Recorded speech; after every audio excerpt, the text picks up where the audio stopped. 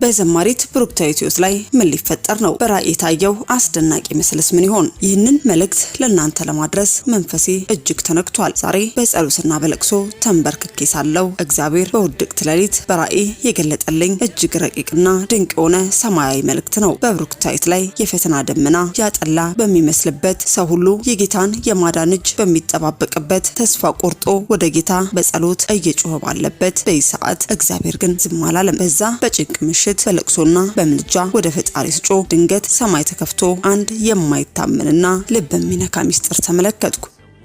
እግዚአብሔር ስለ ብሩክታዊት መጪ ጊዜ ተናገረኝ የምትለን እህታችን ገነት ጋሻው በዛ በሚያብረቀርቅ ራእይ ውስጥ የታየው የአዲስ ቤት ሚስጥሩ ምን እንደሆነም አክላ ተናግራለች። የፈረሰውና ያረጀው የብሩክታዊት ሕይወት በጌታ እጅ ምን ይመስል ይሆን? ይህ ራእይም ለብሩክታዊት ብቻ ሳይሆን ዛሬ ተስፋ ለቆረጣችሁ ሁሉ ታላቅ የምስራች ነው። ጌታ በድቅድቅ ሌሊት ስለ ብሩክታዊት መጪ ጊዜ የሰጣት ያ መልእክት ምን ይሆን? በዘማሪት ብሩክታዊት ላይ የሚሆነውስ ምንድነው የሚለውን በመረጃችን ይዘናል፣ ታደምጡሳላችሁ።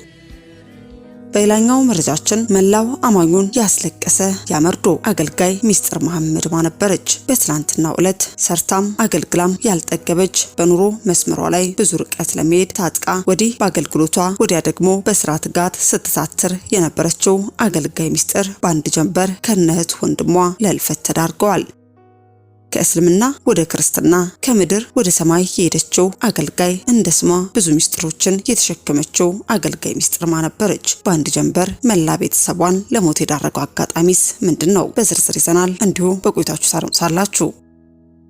ለሀገራችን ኢትዮጵያ እጅግ አሳፋሪ ሆነ፣ ለአማኞች ደግሞ ታላቅ ድንጋጤን የፈጠረ መረጃ ከሰሞኑ ተሰምቶ አድርሰናችሁ ነበር። ክርስቶስን ታውቃለች፣ ፈራ እግዚአብሔር አላት ተብላ በሚነገርላት የሃይማኖት ልዩነትን በአንድነት ተቀብላ ዓመታትን የዘለቀችው ሀገራችን ኢትዮጵያ ላይ ዛሬ የተገላቢጦሽ ሆኖ እጅግ አስደንጋጭና ለአማኙም ድንጋጤ የፈጠረ ክስተት ተፈጥሯል። ይህ ለምን ሆነ ብለን ሳናበቃ ሌላ አሳፋሪ ተግባርም ሆኗል።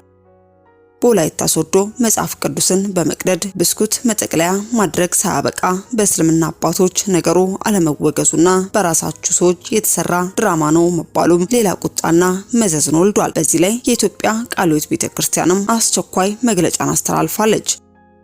በቃለ ሕይወት ቤተክርስቲያን የተላለፈው መግለጫ ምን ይሆን? በእስልምና አባቶች የተሰጠው የወንጌል አማኙን ያስቆጣ መንግስት ምላሽ ይስጠን፣ ካልሆነ ግን በማለትም ለዛቻ በቃው ሁለተኛ ጥፋት ምንድነው የሚሉትን በዝርዝር ይዘናል፣ በቆይታችሁ ታደምጡሳላችሁ።